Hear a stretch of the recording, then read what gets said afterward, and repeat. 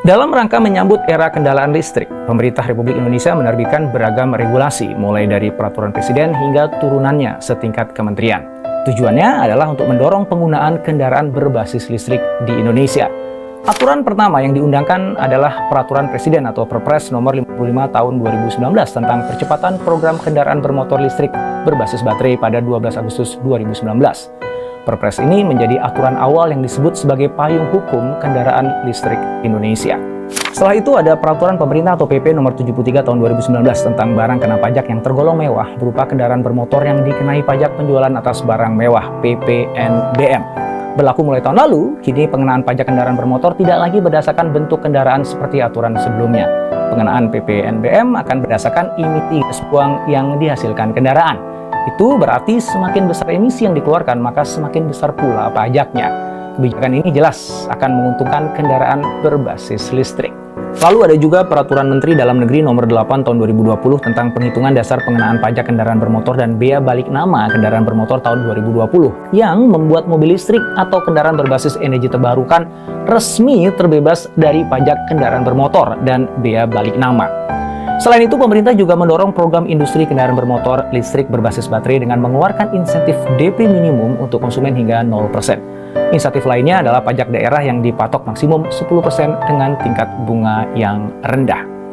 Kemudian untuk mendorong penciptaan ekosistem kendaraan berbasis listrik berupa infrastruktur yang meliputi stasiun pengecasan baterai atau disebut stasiun pengisian kendaraan listrik umum disingkat SPKLU, pemerintah mengeluarkan Permen Energi dan Sumber Daya Mineral Nomor 13 Tahun 2020 tentang penyediaan infrastruktur pengisian listrik untuk kendaraan bermotor berbasis baterai.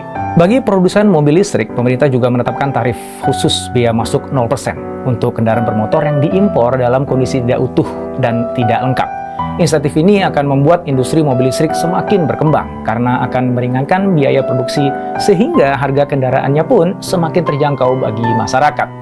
Hingga saat ini, pemerintah terus mempersiapkan aturan-aturan yang akan memberikan insentif fiskal kepada pelaku usaha yang berkaitan dengan kendaraan listrik. Kendaraan berbasis listrik bukan hanya mobil tentu saja ya, juga kendaraan roda 2 dan roda 3. Maka untuk mempercepat adopsi tenaga terbarukan, pemerintah mendorong masyarakat untuk mengkonversi kendaraan berbasis BBM ke kendaraan listrik. Hal ini diatur dalam Peraturan Menteri Perhubungan atau Permen Hub nomor 65 tahun 2020 tentang konversi sepeda motor dengan penggerak motor bakar menjadi sepeda motor listrik berbasis baterai. Pemerintah juga berharap aplikator transportasi online seperti Grab dan Gojek untuk segera menggunakan kendaraan listrik. Damri yang merupakan armada milik BUMN juga diharapkan seluruhnya segera menggunakan bus listrik. Pemerintah juga meminta semua instansi pemerintah mulai dari pemerintah daerah hingga kementerian menggunakan kendaraan listrik untuk kegiatan operasionalnya. Penggunaan kendaraan listrik ini selain untuk mengurangi pencemaran lingkungan juga dapat menghemat pengeluaran biaya operasional. Pada tahun 2035, Indonesia menargetkan ada 1 juta lebih kendaraan listrik roda 4 dan 3,22 juta kendaraan listrik roda 2. Saat ini, mobil listrik yang sudah beredar di Indonesia diantaranya Nissan Leaf, Hyundai Ioniq, Hyundai Kona, DFSK Gelora Electric, BMW i3, Lexus UX300e Mini Electric, Nissan Kicks e-Power, Tesla Model 3, XS, Porsche Taycan Turbo S, dan yang baru aja diluncurkan, mobil listrik dari China, Wuling REV yang dijual dengan harga 250 juta rupiah. Nah, dengan semua insentif tadi, apakah Anda tertarik untuk membeli dan menggunakan mobil listrik? Ternyata memang belum semua orang ya tergerak untuk membeli dan menggunakan mobil listrik. Walaupun sebagian besar mobil listrik memiliki jangkauan lebih dari cukup untuk mengakomodasi perjalanan harian rata-rata pengemudi, penelitian menemukan bahwa konsumen kurang tertarik dengan mobil listrik karena mereka nggak nyaman dengan gagasan bahwa untuk melakukan perjalanan jauh, mereka harus melakukan perencanaan terlebih dahulu dan berhenti untuk mengisi daya di lokasi yang terbatas.